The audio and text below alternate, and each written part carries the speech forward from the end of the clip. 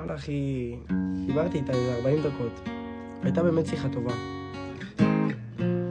אבל הרגיש לי שהיא לא מבינה, אמרתי לה שהיא השאירה בתוכי, היא אמרה לי, מה השארתי?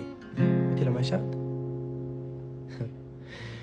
השארת לי בנשמה סופות של הוריקן מערבולות, גרמת לי להאמין שהשתגעתי ורצות לי מחשבות, וכל הבני זונות נתנו לך את הדלק לכבות לי את הלב בתוך הראש, יש לי מאות אלפי קולות. תראי איך התקדמנו 1000 צעדים מאותה השיחה שאז עסקה לי את העולם.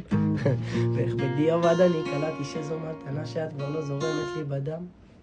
אז כמה טוב לי שהלך לי כמה טוב, ובלי לדעת את החזרת אותי לכתוב סגנון שבור כזה שמרפא מחוב, שמפנה מקום בלב שלי לחשוב. תראי איך בזכות כל השיט שלך אני מתחזק, והתנזרתי בגללך כי אין תרופה ללב הזה. הלילות שוב מלאים עשן סמיך כזה, ואת שולחת הודעות עם ריח של בקבוק רוזה.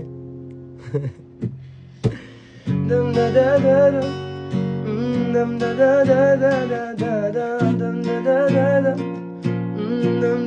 דה דה דה.